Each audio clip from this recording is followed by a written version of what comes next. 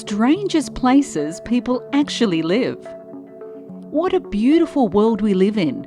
Every corner of the planet shimmers with wonder, from the cerulean shades of the oceans to the mountains stretching high into the sky. Unlike most of us who never get to pass through such situations in a lifetime, some people adapt to the way they live because of survival instinct. Unfortunate and unpleasant circumstances, people choose to be living in conditions that are completely strange. Get ready to embark on a journey to the most fascinating and unique homes around the world. The strangest places where people actually live. From private islands and castles to monasteries and caves, you'll be amazed at the incredible creativity and resourcefulness of these homeowners. Join us as we explore the beauty and wonder of these extraordinary living spaces. Don't miss out on this unforgettable adventure.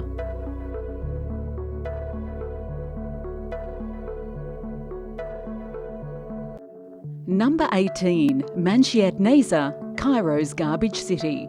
Situated in sunny Cairo, Egypt, Manshiat Neza has low unemployment, extremely cheap housing and a populace that describes itself as generally happy.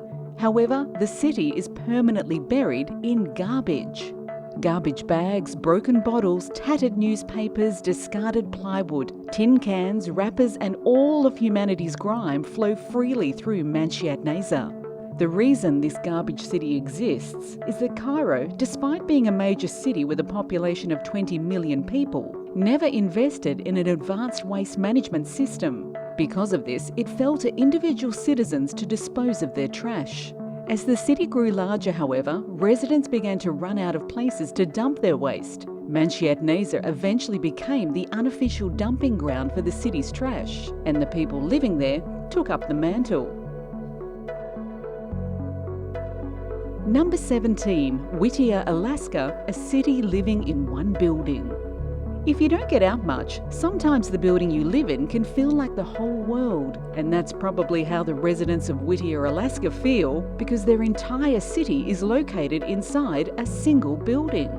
The unusual town began life as a large US naval base in the 1950s, but was abandoned in 1966 when it was no longer strategically useful. In the years that followed that abandonment, Whittier slowly transformed into its own living ecosystem as people moved in. It was purchased by residents in 1973 and today has a population of approximately 214 people. The 14-storey single-roof town has everything you could want from your local community, including general stores, a postal service, a hospital, a church, a laundromat, and even a hotel. Number 16. Cappadocia. The town of Cappadocia in Australia is a pretty barren place from the outside, and that's because half of the population of 2,500 live underground. Houses, shops and even churches have been slowly dug into the surrounding sandstone bedrock. But how did the people of Cappadocia become real-life mole men? It's surprisingly simple. Over 100 years ago, Cappadocia began life as a mining town.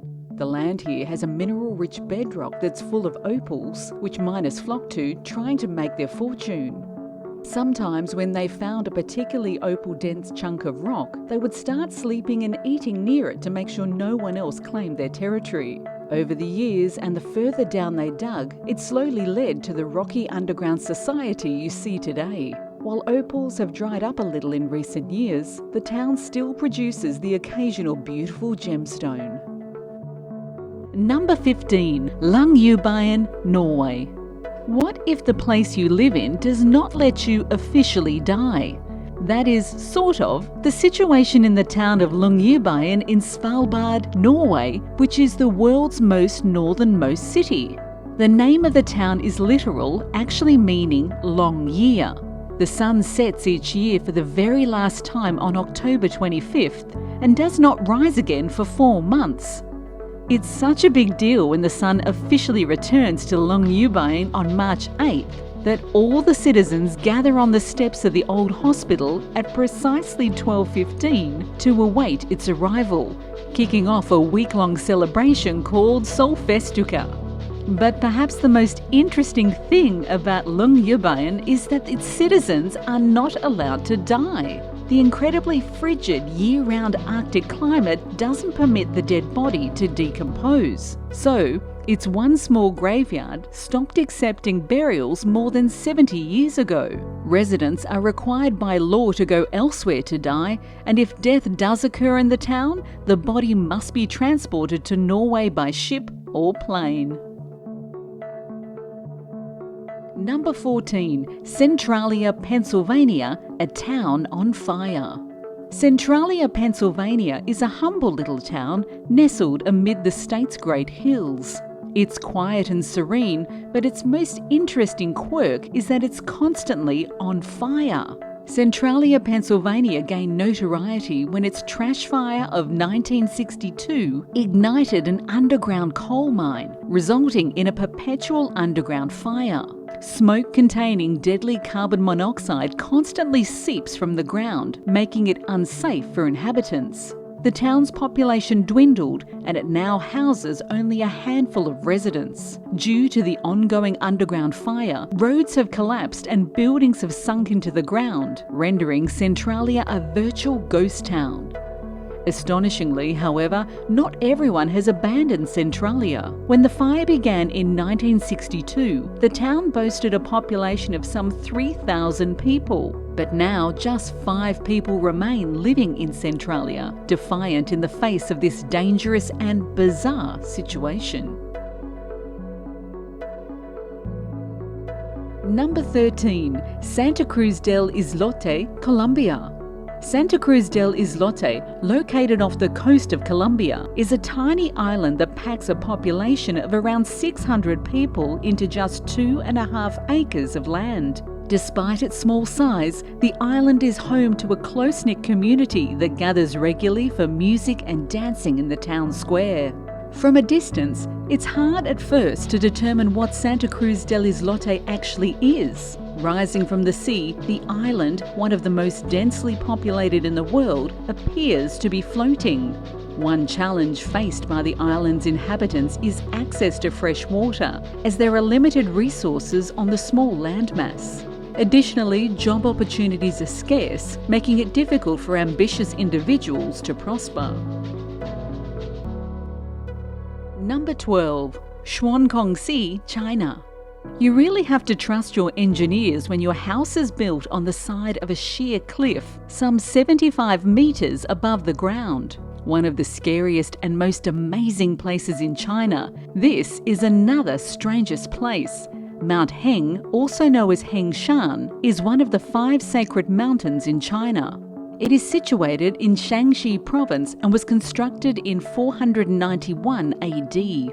This remarkable location showcases advanced engineering techniques that continue to captivate contemporary engineers.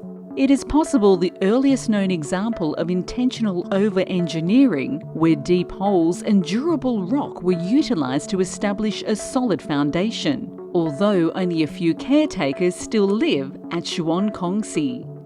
Number 11. Cappadocia, Turkey. Cappadocia is a UNESCO World Heritage Site located in Anatolia. It showcases the remarkable way people have shaped its unique geology while preserving its natural mystery. The region, including Gorem, has been inhabited for centuries and experienced significant growth during the Roman period, with Christianity becoming the dominant religion for several hundred years. Today, Cappadocia stands as one of the oldest examples of continuous human habitation in the world. The region of Cappadocia is a place where nature and history integrates. While geographical events created fairy chimneys, the people carved houses and churches inside these chimneys. Later on, decorated them with frescoes in this historical process, bringing the traces of civilizations for thousands of years to present. Number 10. Meteora Monasteries, Greece. These are Greek sandstone and rock fragments located in the north of Hellas. In appearance, they look like colossal towers of stone. At the top is a huge temple complex, which is inferior in size to only one in the country, Mount Athos.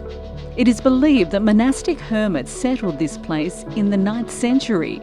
They spent the night in caves and depressions among the rocks to protect themselves from external threats.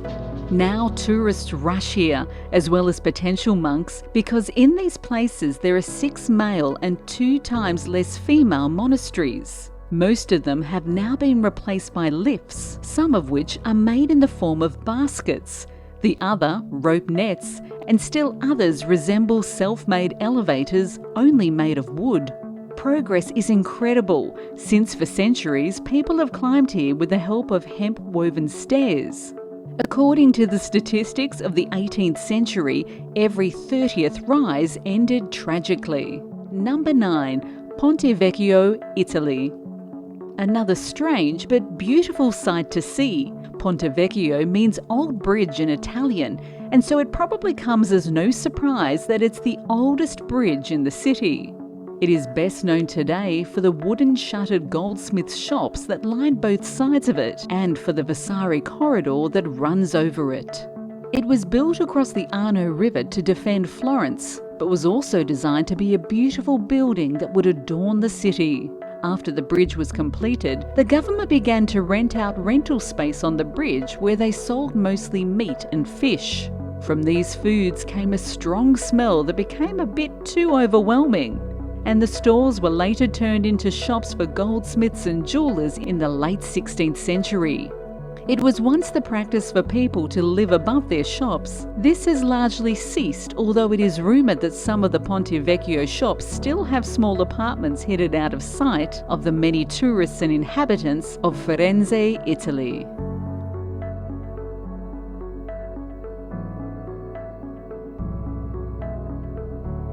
Number 8. Matmata, Tunisia. A small town that's made its way into the hearts of travellers for decades because of its otherworldly underground homes. It was not generally known until 1967 that there were regular settlements in this area besides wandering nomadic tribes. That year, intensive rains that lasted for 22 days inundated the troglodyte homes and caused many of them to collapse. In order to get help from the authorities, help was sent to the town of Garbes. The delegates were surprised to see people living there, but help was provided. However, most of the people continued their lives in rebuilt underground homes, and only a few of the families moved to the new surface dwellings. Today, Matmata is a popular tourist attraction, and most of its population earns their living from exhibition of their homes and houses to tourists. The major source of income is tourism. Visiting an underground home in Matmata is an amazing experience. The entrance is on the side of a small hill, so it feels like stepping into a cave.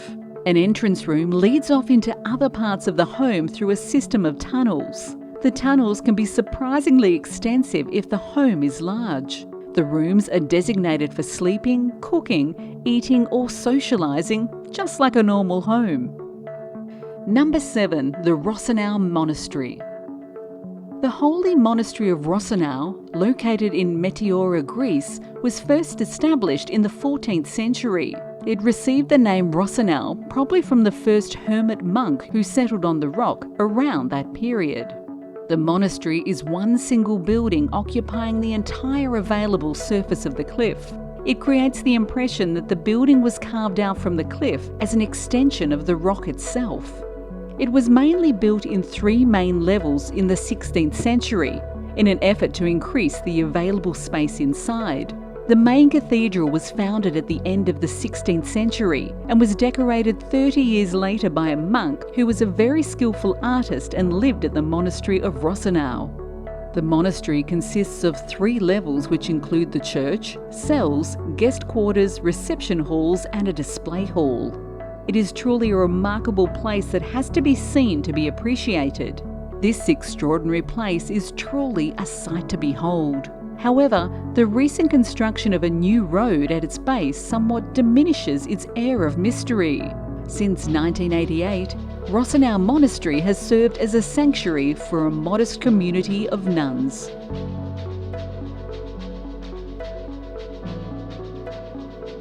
Number 6. Al Hajjara, Yemen. This amazing architectural ensemble, built a few dozen kilometres from the capital of Yemen in the mountains of Haraz, is very picturesque. To the uninitiated, it seems to be part of a mountain, although in fact, people clearly have a hand here. The city is built on the edges of the rocks, and some of the buildings that make it up by medieval standards can be called skyscrapers. Their height reaches tens of metres. They number 5 to 8 floors. This town was built on the edge of a precipice. Initially, it provided a good defence against invaders because the city was once a trading hub and supplied pepper to the coast of the Pirate Coast, from where trade was conducted with India and European colonies, as well as with the Persians and Zanzibar. It is noteworthy that the houses were built quite high here. No special bonding solutions were used in the construction of the houses.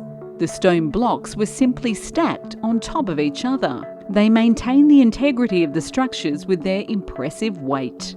Number 5. Setenil de las Bodegas. It is one of the beautiful and breathtaking sights to watch. A small but wonderfully built city, there are houses built in a very unusual way under the mountains. This beautiful town is nestled deep within a canyon, surrounded by fields of olive trees. However, its most impressive feature is the huge rocks that overhang the pretty white houses. They are not in the caves, but literally underneath heavy rocks and parts of mountains. The village is a settlement that is slowly extended along the route of the Trejo River. It is indeed a place one should visit to admire the work done. Wander among the narrow streets where you'll find houses emerging from boulders and delicious cave restaurants.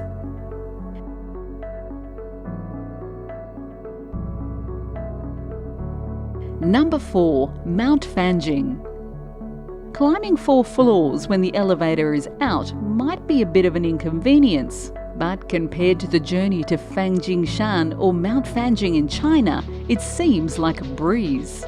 This mountain and its temple are truly awe-inspiring, and the effort required to reach the top is well worth it for the breathtaking views and the spiritual experience. With around 1,100 people living in the lower area around the temple, the site is not only a place of spiritual significance, but also home to a community of caretaker monks. The temple is open to visitors, allowing people to witness its beauty and historical importance. However, the journey to reach the top is not for the faint of heart. Climbing 8,000 steps to reach the temple at an altitude of 8,432 feet is indeed a physically demanding task. The view from that height must be truly magnificent, offering a unique and unforgettable experience to those who make the trek.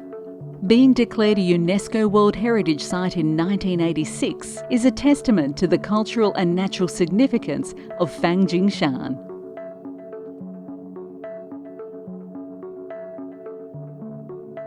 Number 3. Principality of Sealand. Located on a metal platform off the eastern coast of the United Kingdom, consisting of just 1 acre of surface area, or 0.0015 square miles. The platform, formerly known as Fort Ruffs, is one of the several constructed during World War II by the British for defensive purposes, but was decommissioned in 1956 when it was no longer useful. One of the strangest things about the Principality of Sealand is that it is currently the home of several caretakers, while its de facto ruler, His Highness Prince Michael Bates, Regent of Sealand, doesn't live there anymore. The people of Sealand have been represented in various international sporting events. In the past, they had their own passports and currency too. Isn't it strange? If taken seriously, Sealand is the smallest nation in the world by a wide margin. Number 2. Edlioe Island and the world's loneliest house. Sometimes we get tired of the hustle and bustle of modern living and just want to escape. You'd need somewhere remote, somewhere quiet, somewhere isolated. And the Edlioe Islands looks perfect for that escape. The minuscule scenic island is the most northern eastern landmass found in the Westman Archipelago. Despite all this space, Etlioe Island is home to one single solitary residence, which some have dubbed the loneliest house in the world. The truth of this lonely house is that it was constructed in 1953 by a local hunting association as temporary housing for hunters. Before the era of this lonely hunter's lodge, however, Etlioe Island was home to 5 entire families. These families survived by fishing and raising cattle, but the last of them left the island in the 1930s. Number 1. Miyakejima, the gas mask island of Japan. About 62 miles south of Tokyo, Japan, you'll find the small island of Miyakejima. It enjoys idyllic scenery, quiet beaches, a close-knit community of around 3,000 people, and deadly toxic gases oozing out of the earth.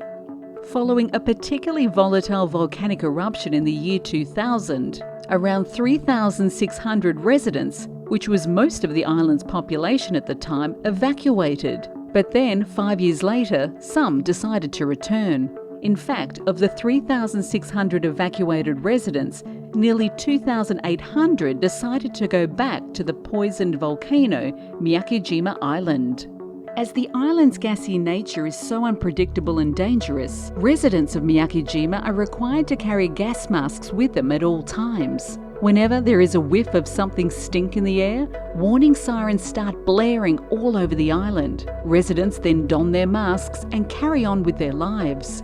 Residents of the island live relatively normal lives, farming and going to school, and they just need to mask up from time to time.